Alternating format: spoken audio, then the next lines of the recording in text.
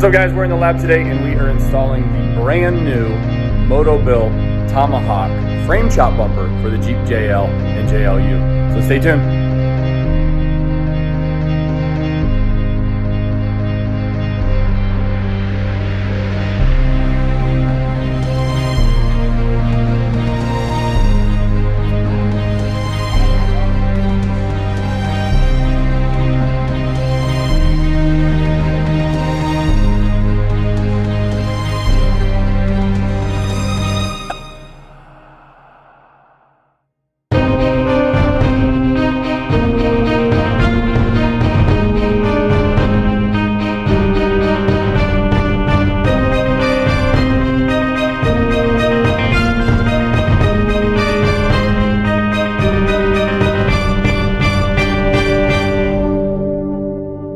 What's up, guys? We got our buddy Copperhead here today. What's going on, guys? So we're working on his rig today. He went ahead and got the brand new MotoBilt Tomahawk. So take a look here. Pretty slick, nice little skid plate there on the front. Super narrow bumper. We're gonna be pairing it with the Warren VR10, but this is a frame chop bumper. So we do have to remove the factory bumper and we do have to do some trimming to the frame itself. So we're gonna make the first video. It's a brand new product again, it just came out. We're gonna get rid of this plastic piece of junk, put on a super heavy duty front bumper from MotoBilt again. Something that's gonna help with his approach angle going off of trails on obstacles, and pair it up with that Warren winch. So stay tuned, enjoy. All right, guys, obviously step one is go ahead and remove your bumper. You got 18mm nuts. Obviously there's 8, 4 here, 4 over there. Don't forget to unplug this, and then you may have the little plastic clips that go in there, so use a flathead to pop those up. But step one, just get rid of that old factory bumper.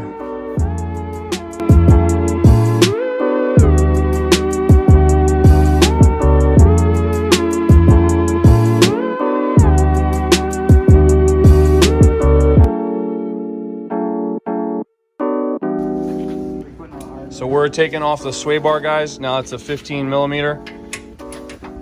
Gonna remove the whole sway bar.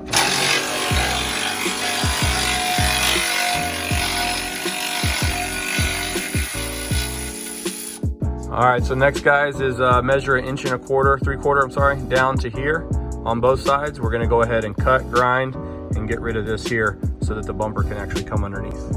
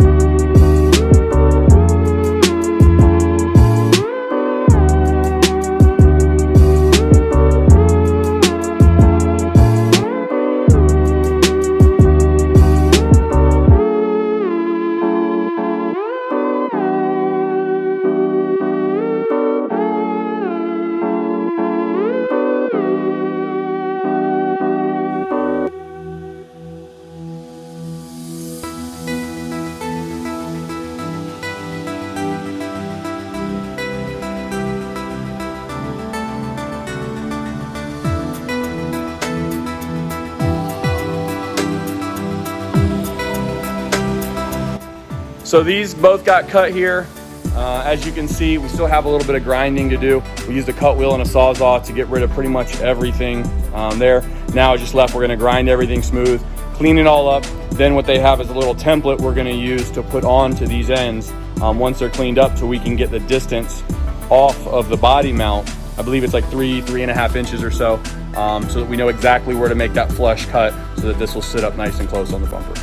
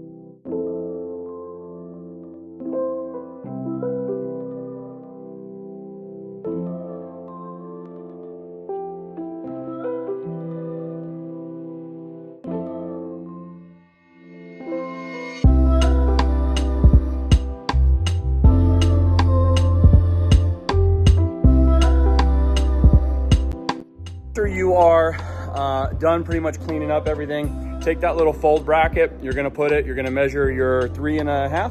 3 inches. 3 inches. 3 inches off from the top, you're gonna mount. And then that's where you're gonna mark your lines, and that's where you're gonna cut. We used a Sawzall, so I made it pretty simple. I'll show you here what I'm talking about. So that's your bracket there. You follow your line. Looks like we're just a tad off, so I'll probably clean this up here just a little bit with the grinder, and then you can see the other side as well. Slight angle to it. So yeah, I do got to clean. It's kind of hard to get that Sawzall once it goes at the angle. So we'll go ahead and mark this up now, and then that way I know what I need to clean with the grinder. So once everything is cut, guys, and you've cleaned up everything, go ahead and test fit the bumper on there. We're gonna test fit it. We're gonna mark the holes on there that need to be drilled out, and then we'll pull it off, drill the holes, and then next step will be to paint everything to keep it from rusting. Get to this point when everything's clean, before you go to test fit on the JL, there's a bolt here and a bolt there. You got to get rid of the bolt, and you got to pull this guy out, this little bushing off, because the bumper is actually going to slide in between. So this will tuck up in the bumper itself to protect it. So if you want, you could, manipulate this, slide it back, drill your own hole to mount it back there. But for now, we're just taking it off, and it's going to tuck inside. And then this guy comes right out. So one of the steps that they don't have on the instructions currently, again, it's brand new, so we just called MotoBilt, talked to them. They said, yep, get rid of it. After you go ahead and get rid of those brackets there, you can just leave this piece here. That's what we're gonna do. What we do highly recommend though, is really knocking this top part down, especially any of the welds. Get this weld down here. It is a really snug fit. So you need to get this guy down as much as you can, clean all this up as much as you can. First couple times when you test fit, you'll see some of the spots where it's catching. So pull that off. We had to do pretty much the whole side there. And then we went ahead and marked our holes. We went ahead and test fitted the bumper. We marked our top holes. We just got done. We drilled them out to 9/16. So you can see here where the hole was. We kind of put the bumper on, did it, and we came a little bit forward just in case those clips didn't fit all the way to the back. And I'm glad we did, because it looks like the hole is about perfect right here. So. All right, so we went ahead and slid the little clips on, guys. Got the bumper back on, got our top hardware. So now we're gonna go ahead and mark the side holes here so that we can go ahead and get drilling.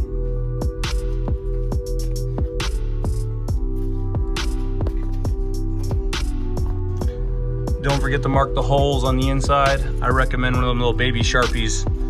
We got a full size in there, but it's pretty tough. Test fitted everything, guys. We've drilled our holes all the way through. We've cleaned up everything. We went ahead and put some paint on to prevent a little rust going on. So now it's time to mount. Slide our little stiffeners in, our little crush sleeves. Slide these guys in and get the bumper on.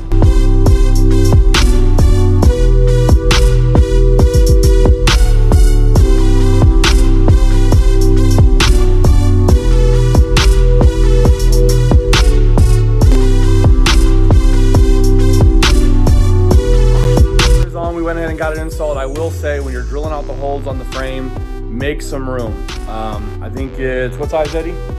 9/16 on the top, and then on the side it's gonna be a half.